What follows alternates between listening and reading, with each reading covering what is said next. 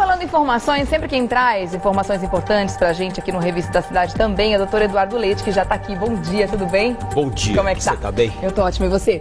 Foi bem de feriado? Graças a Deus, fiquei em São Paulo. Curtiu São Paulo, né? Me livrei do trânsito das rodovias. Ninguém merece, né? Se deu bem então, né? E a cidade fica uma delícia, vamos combinar, né? São Paulo é o máximo em feriado. Tem tudo pra gente fazer e dá pra você chegar, o que é o melhor, né? Cinema, shopping, ou seja, andar na Paulista, enfim, andar nos parques, fica tudo ótimo. Fica tudo muito bom. Fica. Agora, o que não tá muito bem é a nossa situação com relação à violência, né? Isso, infelizmente, a gente é obrigado a falar aqui, porque foi agora divulgado um relatório da ONU muito preocupante, né? Com relação aos nossos números da violência e números muito problemáticos em que a gente não consegue enxergar uma forma de trabalhar isso e resolver, né, doutor Eduardo? A coisa está cada vez pior, né? Nós percebemos claramente de que esses relatórios, eles dão o diagnóstico de como é que o ser humano se encontra no mundo inteiro. E por aí nós percebemos o quanto nós estamos muito mal. Mal mesmo. Aliás, sobre esse assunto a gente vai falar depois do intervalo. Esse e muitos outros assuntos de relevância, por isso convido você a ficar com a gente durante todo o nosso Revista da Cidade. A gente faz uma pausa e volta já. Já estamos de volta com a Revista da Cidade. Olha, tá assim de coisa pra gente conversar hoje, viu? O assunto aqui não falta, né, doutor Eduardo? Muito. Bom dia mais uma vez. Pra variar, né? Falar de gente é assim, né? Falar do ser humano é sempre muito complexo. E o triste é que a gente, infelizmente, tem que mostrar um lado B do Brasil, né? Um lado que a gente não gostaria de ficar divulgando dessa forma, mas não está sendo divulgado só aqui, está sendo divulgado para o mundo inteiro. Afinal de contas, a ONU acabou de lançar agora uma pesquisa que mostra um panorama de como está a violência aqui no país e no restante do mundo e quais são as capitais mais violentas. 11 cidades das 30 mais violentas do mundo estão no Brasil e muitas delas vão sediar jogos da Copa do Mundo. Como é que vai ser isso, doutor Eduardo? E tem um dado que também é alarmante, que isso me preocupa bastante, que 11% de todos os homicídios que ocorreram no mundo aconteceram no Brasil. 11%. Foram quase 500 mil pessoas. 500 milhões, né? Meio milhão de pessoas, isso. Meio milhão de pessoas, 500 mil pessoas, obviamente. Nós tivemos 50 mil mortes, isso em 2012. 2012, exatamente. Porque 2013 ainda não saiu o relatório. E que, obviamente, você tem um aumento, né, de 2012 para 2013, seguramente de 10%, 15%. Né? Então, nós devemos chegar aí a mais de passar, né, desse número de 500 mil pessoas mortas no mundo, né? Que loucura. Então, e quais cidades são essas? Que vão, inclusive, sediar os Jogos da Copa? Nós temos, na verdade, são 4 cidades, né? Dentre elas, temos Fortaleza, que na verdade, hoje ela está em 7º lugar.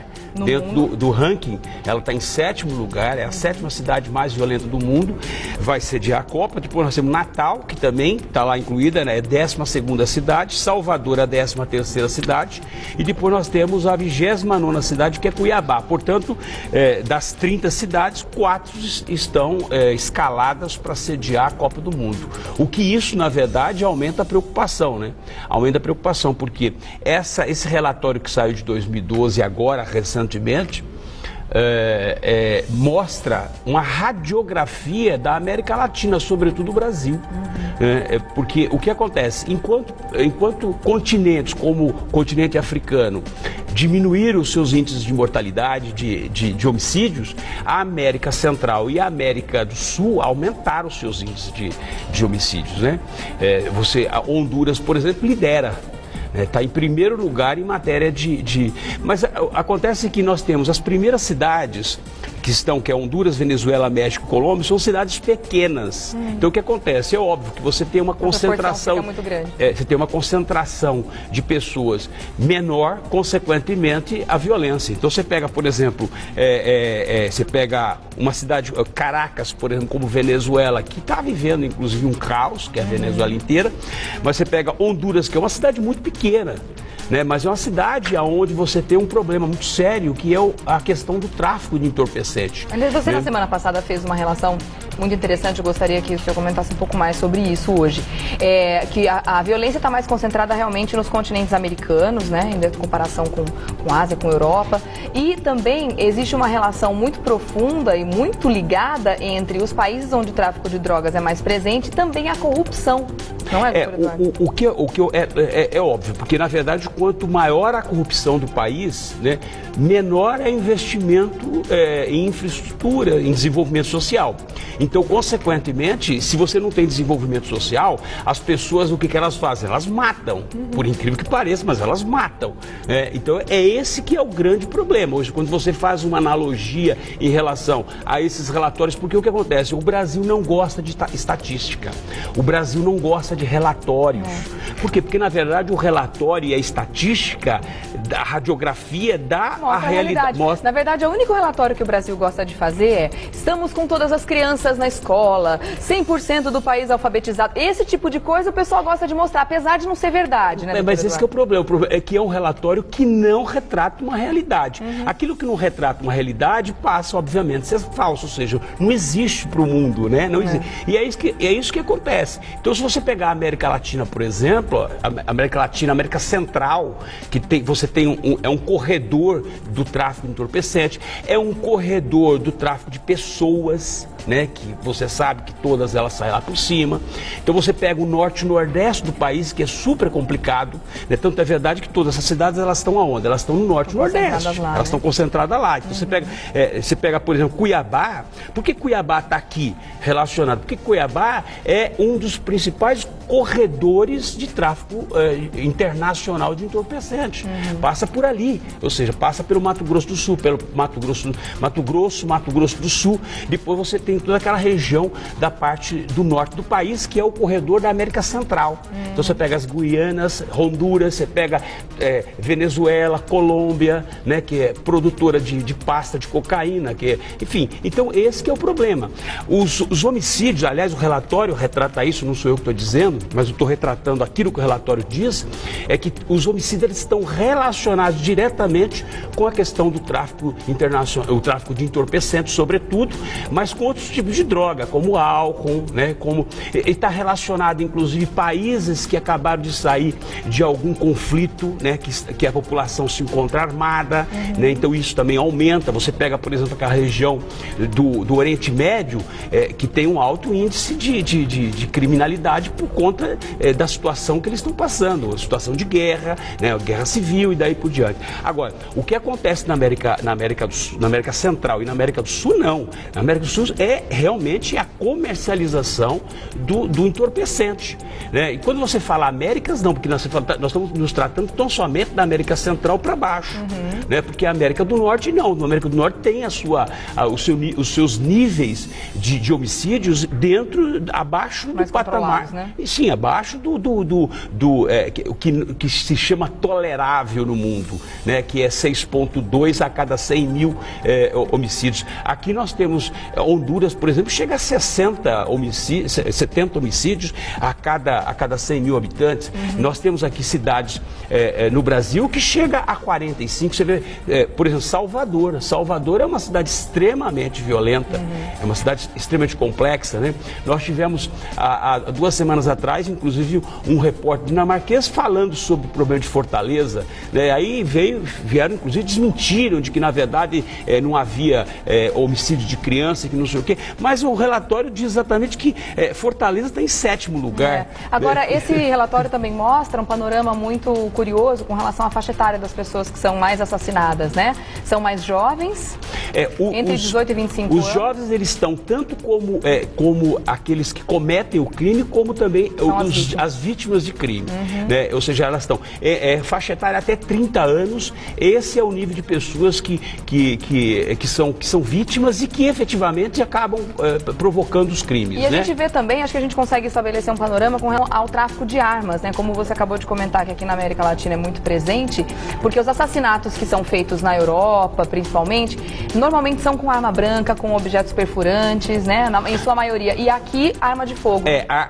Na América Central e na América do Sul, é predominantemente a arma de fogo. Diferentemente da Europa, que são armas de corte, né? Ou seja, faca, instrumentos pontiagudos.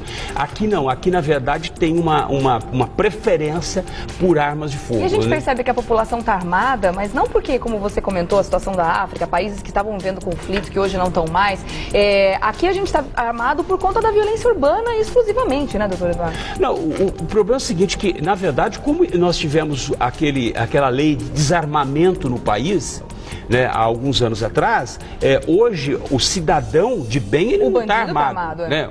Então, os crimes que são cometidos com arma de fogo, geralmente não são armas legais, são armas que estão, obviamente, que entraram no mercado paralelo, ou que foram produtos de furto, produtos de roubo, né? Porque os bandidos roubam e acabam cometendo. Então, o crime praticado, o crime de homicídio praticado com arma de fogo, essas armas geralmente não são armas legais, são armas que são produtos de roubo, produtos de crime, né? Ou produtos de importação, obviamente, de tráfico de armas de fogo. Então você pega, por exemplo, agora tem um detalhe, algumas cidades do Brasil não entraram nessa relação. Por quê? Porque na verdade a ONU também depende de uma radiografia, ou seja, de informações do país.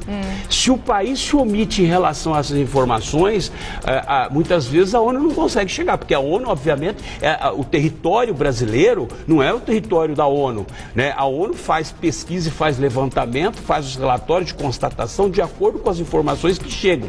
Muitas informações, elas não chegam na ONU. Então você pega as grandes cidades como São Paulo e Rio de Janeiro, que poderiam estar muito bem Foi a minha surpresa, eu confesso. Não, poderiam estar, porque se você pega, por exemplo, o Rio de Janeiro, nós estamos percebendo, ou seja, a quantidade de favelas e a quantidade de crimes que ocorrem nessas regiões, né? Você pega São Paulo, também é a mesma coisa. São Paulo, só para você ter uma ideia, aumentou muito, diminuiu o efetivo do policiamento e aumentou o crime, aumentou demasiadamente a quantidade de homicídios. Sobre isso, né? Eu queria que você comentasse também. Esse é um outro dado extremamente preocupante. Ao mesmo tempo que a gente tem os números da violência gritantes, números de assassinatos cada vez maiores, de roubos, de todo tipo de crime, infelizmente, que tem aumentado e muito, a gente tem um efetivo policial diminuindo cada vez mais. As desculpas são as mais variadas, né? Enfim, daqui a pouco a gente comenta sobre isso, eu vou deixar esse assunto no ar, então, e a gente vai falar, inclusive, sobre quais são as soluções que o secretário de Segurança está tentando colocar em cima dessa questão da diminuição do efetivo, que, inclusive, nós vamos precisar desse efetivo para a Copa do Mundo que está chegando, né, doutor Eduardo? Daqui a pouquinho a gente continua falando sobre isso, tá bom? Vamos voltar a conversar com o doutor Eduardo. A gente está falando sobre os números da violência e números que preocupam também com relação à diminuição do efetivo policial no estado de São Paulo, na cidade de São Paulo também, né, doutor Eduardo? Tudo tem uma relação, é óbvio.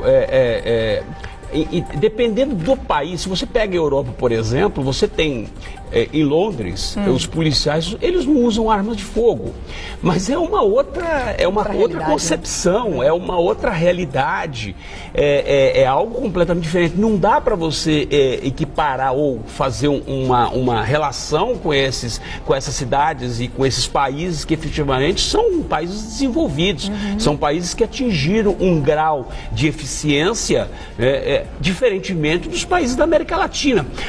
Na América Latina, você não tem um país que possa efetivamente ser considerado um país já que saiu do terceiro mundo, né? Ou seja, todos os países eles se encontram no terceiro mundo, e posso dizer para você o seguinte, e está difícil de sair, e consequentemente, por que isso? Porque na verdade são países extremamente corruptos, são os países uma região mais corrupta que tem, a América Central e a América Latina, e aí você não tem desenvolvimento social. Quando eu falo que isso vai levar muitas gerações para você atingir esse grau de maturidade, é porque na verdade continua essa corrupção. Consequentemente, você não consegue colocar policiamento na rua. Por que você não consegue colocar policiamento na rua?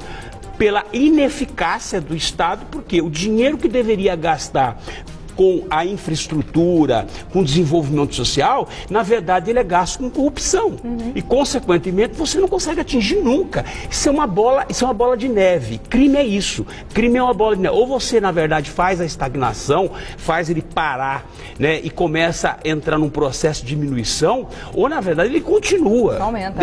Na verdade. Então, você pega, por exemplo, só para concluir aqui o raciocínio, se você pega, por exemplo, o São Paulo, né, o estado de São Paulo, ele eles tinham 314, isso nos últimos 10 anos, tinha 314 policiais para cada 100 mil habitantes, o que obviamente está bem abaixo.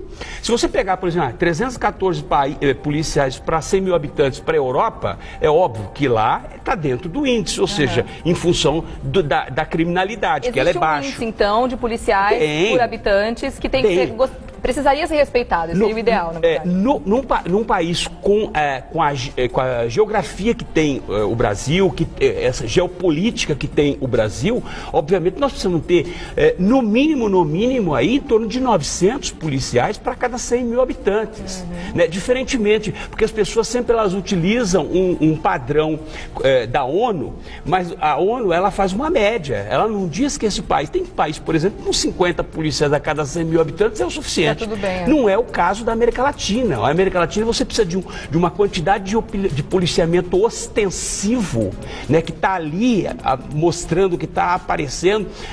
Quem já foi para os Estados Unidos sabe da abordagem que os americanos fazem para poder manter o índice de criminalidade baixo. E mesmo assim, às vezes aparecem alguns malucos e entram dentro de escolas e matam pessoas. E mesmo eles têm o quê? Um policiamento ostensivo. Existe, né, uma campanha de prevenção. Um exemplo, às vezes fala assim, mas a polícia americana é muito violenta, porque eles têm um outro problema, eles não têm só a guerra local, eles não têm só o combate à criminalidade local, eles têm também toda a criminalidade, exatamente, a criminalidade externa, que pode vir a qualquer momento, em qualquer cidade, né? Os atos terroristas principalmente. Então eles têm que ter uma ação muito mais enérgica do que, obviamente, em qualquer outro país, né? Em função dessa força que ele tem. Agora, o que nós estamos discutindo? O que nós queremos? Nós queremos trabalhar com a questão da descentralização da segurança.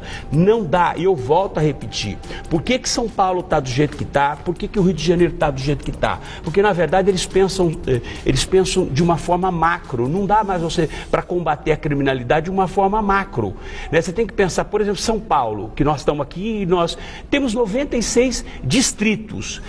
Como é que você faz o combate? Você tem que fazer o combate da criminalidade distrital. Localizada, porque cada crime ele tem um perfil, cada local tem um perfil de crime. Por exemplo, você pega aqui, os Jardins, Cerqueira César, essa região. Essa região, o que nós temos? Nós temos roubo, furtos. Esse é o perfil. Nós não temos crimes de homicídio aqui. Tem casos, por exemplo, tem anos que nós temos 2 casos de homicídio nessa região, mas não é o perfil Então você tem que combater o quê? Você tem que combater o roubo e você tem que combater o furto, você tem que combater o estelionato, essa coisa toda, né? E aqui, por exemplo, nós temos o maior corredor de lavagem de dinheiro, que é a Avenida Paulista, que é o centro financeiro. Né? Ali o que se lava de dinheiro aqui é uma coisa absurda. Aliás, em matéria de crime de colarinho branco, aqui na Avenida Paulista é o que mais tem. Ou seja, porque o dinheiro que está entrando nos bancos, estão investindo, é dinheiro de corrupção. É dinheiro que, na verdade, então os bancos são verdadeiras lavanderias. Essa é a grande verdade. Só que eles justificam, eles vão dando origem e procedência, vão fazendo, ou seja, toda aquela situação para poder dar a legalidade para o dinheiro.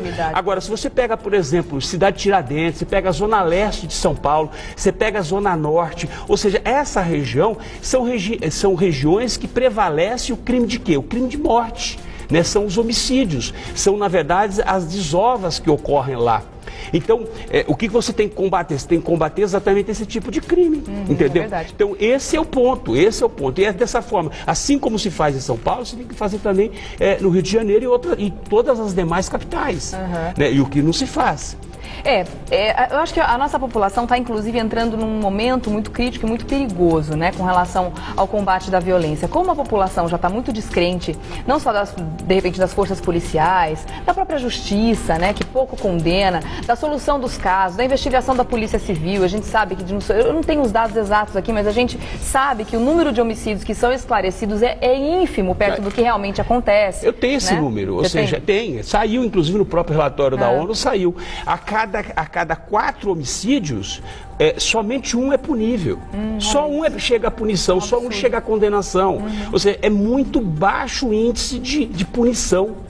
Então, consequentemente, e punição é naquela impunidade. base, como a gente já sabe também, né? Vai pra cadeia, não regenera ninguém, sai pior do que entrou, aquilo que a gente já sabe também, que o nosso sistema prisional também não funciona. Então, baseado nisso tudo, a população está tão descrente que começa a entrar num limiar muito perigoso aí com relação à justiça com as próprias mãos. Que é o que a gente está vendo acontecer em alguns casos, inclusive no Rio de Janeiro já aconteceu, amarrando bandido em poste, linchamento nas ruas, uma pessoa que a comunidade suspeitou que ele estuprou uma criança, ali um caso de pedofilia, foi linchado no meio da rua também, depois se provou que ele era inocente. Quer dizer, tem muita coisa acontecendo também com relação a isso e a gente entra numa situação muito perigosa, né, doutor Eduardo? Você vê, por exemplo, tinha uma página do Facebook que falava, o nome do Facebook era Polícia Militar do Estado de São Paulo, que foi tirada do ar, por sinal. Por quê? Porque, na verdade, matérias eram publicadas nesse Face, por exemplo, policiais praticando atos de violência contra pessoas, entendeu? Ou seja, execuções praticamente. E aí o que acontece? Quando começa a retratar uma realidade praticada por uma corporação que, ao invés de defender, na verdade, podemos ser vítimas dela, né, e todo mundo fala, não existe mais grupo de extermínio. São Paulo foi conhecido como Esquadrão da Morte, que isso foi na década há 30 anos atrás. Mas eu acho que essa imagem comprova isso, né? A imagem diz muito mais do que qualquer palavra. Tivemos condenação, o país foi condenado, não foi uma vez nem duas, tivemos uma condenação por parte dos 111 que morreram aí no Carandiru, que depois de 20 anos se chegou à punição de alguns. Ou seja, o Brasil tinha sido condenado por esse ato há bastante tempo. Então esse tipo de coisa. Ou seja, quando você pega, por exemplo, uma página do Facebook, hoje o Facebook é uma coisa que, ou seja, acabou desmantelando, abre completamente o que está acontecendo. Ou seja, uma realidade, ela é apresentada ali e não tem como parar. E aí o que acontece? Vai lá e imediatamente entra com uma ação da justiça, a justiça vai lá e retira. Quer dizer, o famoso abafa o caso, né? Porque em vez de apurar até o final, é o que a gente espera que aconteça, porque a partir do momento que isso acontece e isso ainda é divulgado como um troféu, porque foi isso que foi colocado no Facebook, como se tivessem feito uma coisa maravilhosa naquela situação. Foi um troféu. Não, e você teve, e obviamente você acaba estimulando. Tem as pessoas que defendem a ação da polícia daquela forma e tem as pessoas que obviamente condenam a ação da polícia. Isso não tem a sombra de dúvida. Você tem. Agora, o que acontece? O problema, aqueles que efetivamente defendem essa ação mais violenta, são pessoas que, obviamente, elas estão completamente desprovidas de consciência, né? Porque não é assim que se faz um combate à violência, não é, na verdade, com violência, porque já diz, né? Ou seja, tem um ditado, violência gera violência. Mas a gente caminha para a barbárie total. Se você pegar, por exemplo, até o que aconteceu agora recentemente, o negócio dos ônibus que são queimados, né? Ou essa noite mesmo que teve mais de 37 ônibus foram queimados dentro de um estacionamento de uma garagem de uma linha, de uma região aqui de Osasco. E ninguém ainda sabe por quê, né? Não. Você especula que foi por causa de uma morte, então, mas é certeza. Mas é o que eu estou dizendo para você, ou seja, vários casos como depredação de ônibus e incêndio que ocorreram em ônibus ocorreram por violência praticada ou por policiais, ou praticadas por qualquer outra pessoa. E eles vão lá e se vingam, ou seja, é a forma que eles encontraram de uma vingança rápida. Olho por olho, né? E esse é o perigo, porque quando as pessoas começam a se vingar de algo que aconteceu e não buscar punição, né? Ou seja, então isso vai gerando cada vez mais uma situação doente, no né? íntimo a sociedade está doente, isso não tem a sombra de dúvida. A sociedade está doente, o ser humano está doente. O ser humano, então, ele precisa efetivamente ter consciência de que não é dessa forma que se combate, que se faz prevenção de crime. Infelizmente, o assunto hoje é violência. A gente não pode deixar de falar de um assunto também que está tomando conta de todos os telejornais, né? E é um assunto que causa, assim, eu acho que para quem tem um mínimo de sentimento, né, para quem a gente pode considerar ser humano, não tem como não ficar com o estômago embrulhado com uma história como essa, né? A história do menino Bernardo, um garoto de 11 anos, foi brutalmente assassinado e enterrado, provavelmente ainda, né, claro, já está presa, mas isso vai ser julgado, por isso a gente tem que ainda tratar como suspeito, não pode falar em condenação, pela própria madrasta, né? Um caso escabroso, uma coisa que causa repulsa. Esse caso, o caso do Bernardo, aí são vários Bernardos que existem no país inteiro, enfim. Mas esse é um caso que, obviamente, acabou tomando conta pelo modus operandi, ou seja, pela forma em que se praticou. Agora, isso demonstra claramente a omissão do Estado. Isso demonstra claramente que o Estado não tem capacidade de cuidar das pessoas. Eu concordo com você, porque o menino já tinha pedido socorro, ele foi pessoalmente pedir para não morar mais com o pai. Teve uma promotora e um assistente social que disse que elas tinham muitos anos que trabalhavam no Ministério Público, na assistência social, que nunca tinha tido uma situação como essa, onde o garoto vai até um fórum, sobe até o 4º andar e pede ajuda. Pediu ajuda, pediu para ser adotado, pediu para que outra família o adotasse. E não estamos falando de classe F, nós estamos falando de classe B, classe A, ou seja, onde eles moravam tinha piscina, tinha tudo, o menino era muito bem, a família, o pai cirurgião, né, a madrasta enfermeira, a mãe também parece que era psicóloga, eu acho que era psicóloga, tinha profissão de qualquer forma. Trabalhava com mas o pai é um cirurgião respeitado, agora não sei se vai ser mais, mas de qualquer forma, aí o próprio juiz, isso foi uma coisa recente, foi nos últimos 90 dias, e o juiz, depois de um relatório, marca uma audiência com o pai, e o pai pede mais uma chance, ou seja, o pai admite para o juiz que cuidava mal, o menino na verdade era maltratado. Então, e o juiz não teve a sensibilidade de colocar alguma coisa mais enérgica num caso desse. Ou alguém para apurar como eram as condições que o menino vivia, né? Era o mínimo que ele tinha que ter feito. O menino pediu socorro e depois a forma da morte, né? Ou seja, o garoto foi levado para um local ermo e ali ele recebeu, me parece que recebeu uma injeção letal, né? O garoto morreu e foi enterrado numa cova rasa, numa cidade próxima, né? E isso existe aí, pelo menos a delegada está convencida de que quem matou foi efetivamente a madrasta, né? Porque passou por um radar. Ajudada por uma assistente social, amiga dela também. Então, auxiliada por uma outra pessoa. Social. Então, nós percebemos... Quem está cuidando do menino? Nós percebemos de que realmente, e não é um garoto que grita por socorro, é um garoto que grita por socorro, bate na porta da justiça brasileira, né? Bate na porta de assistentes sociais, bate na porta do Ministério Público de um país, né? Bate na porta de um juiz que deveria ter praticado, que deveria ter sido enérgico naquele momento, que não deveria ter recuado de forma alguma, que deveria ter agido com o maior rigor da lei, da forma que eles agem. Será que ele achou e que não era uma fizeram sacanagem isso da criança? Acharam que era uma brincadeira. De repente acharam que, sei lá, não é possível que um pai negligencie tanto um filho. Às vezes a pessoa toma, né, por si. Não estou querendo justificar a atitude do juiz, porque eu acho realmente tudo que você está falando, eu assino embaixo, ele deveria ter apurado muito melhor esse caso. Mas é que é tão escabroso a gente imaginar um desfecho desse, que eu acho que muitas vezes não passa na cabeça das autoridades. Olha, eu culpo o juiz. Eu culpo o juiz, culpo todos aqueles, porque quem está com a caneta na mão e tem que tomar a decisão, ela tem que ter a coragem de tomar a decisão, porque não pode sentar na cadeira de um juiz quando não tem pulso para tomar uma decisão. Sido fácil ele apurar isso, porque todo mundo sabia das condições que o menino vivia. A partir do momento em que um garoto de 11 anos vai lá e pede ajuda, você tem que, no mínimo, todo mundo grita, dizendo que quer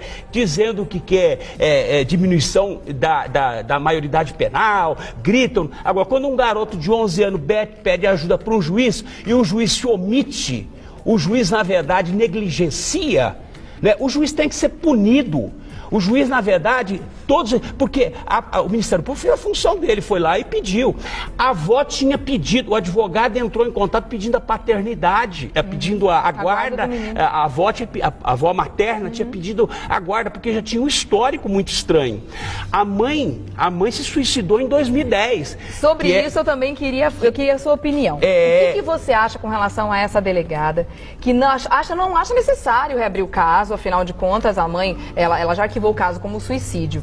Só que agora ela está dizendo que não tem um fato novo. Ao meu ver, o fato novo é: o menino foi assassinado pelos mesmos personagens que também estavam na vida dessa mulher há 4 anos atrás, quando ela supostamente foi cometer o suicídio. Quer dizer, você não considera isso um fato novo também? Olha, falta humildade da delegada em admitir que errou. Mais do que fato novo, na verdade, é uma prova contundente de que tem que ser revisto aquilo que foi arquivado. Porque eles são monstros, né? Porque na verdade, a delegada, o que o delegado faz? O delegado, na verdade, investiga e relata. O delegado não decide nada, essa que é a grande verdade.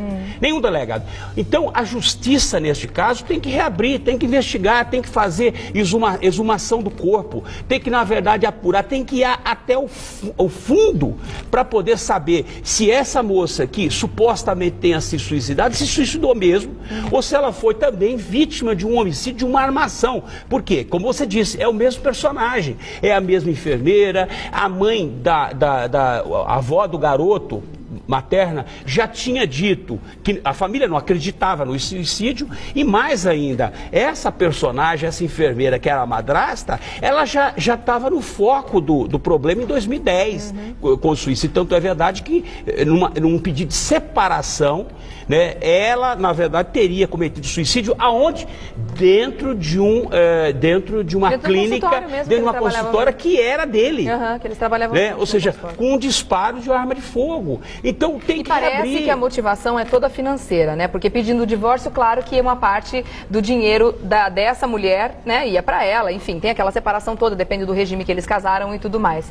E a questão do menino também era uma pedra no sapato dessa madrasta, porque ela tem uma filha com esse médico, né? E o menino também seria mais um fator ali que tiraria mais uma parte da herança do menino. Não, tirou não. Da menina. Eliminou o herdeiro. Eliminou o problema. Eliminou o herdeiro. O 100% dali, porque quem que é o herdeiro do garoto? É o pai. Com a morte do garoto, o pai é o herdeiro. E quem é que fica com todo o patrimônio? O pai. E, consequentemente, se o pai só tem uma filha, ou seja, de quem que é herdeira? É a filha que nasceu agora, recentemente. Então é óbvio que está muito claro, ou seja, eu não posso afirmar, mas o histórico não é nem um pouco, nem um pouco favorável a eles, ao casal, sobretudo, em que pese o próprio pai não ter participado, como a própria delegada disse que ele não participou da execução, mas espera um pouquinho só, se omitir diante desse fato, né, eu acho que, na verdade, ele participou de uma forma direta. Praticamente ele executou. Se ele foi omisso da forma em que tem demonstrado, é óbvio que carinho em momento nenhum. Até quando ele ligou para a polícia depois para relatar o desaparecimento do filho dele, ele falava: esse menino sumiu, esse menino. Mas tratava com uma frieza, né? Neste caso, Regina, até para finalizar, neste caso tem que ter o rigor da lei. Os 30 anos de cadeia e cumprir dia após, um por um. Cumprir tanto ele quanto ela, se efetivamente se chegar à conclusão de que eles mataram o garoto, que tudo leva a crer que sim. Crime hediondo, né? Doutor Eduardo, agradeço demais sua participação de novo. Obrigada pelas informações, pelos esclarecimentos. A gente espera aqui na próxima semana, viu? Até a próxima, Até. Então. Contato do doutor Eduardo Leite através do Facebook também, 500 melhores júris. 500 melhores júris. Você faz contato com o nosso querido colaborador das terças-feiras. Obrigada, viu? Um beijo. Até a próxima, outra para você também. Boa curta semana pra gente, né? Para nós todos.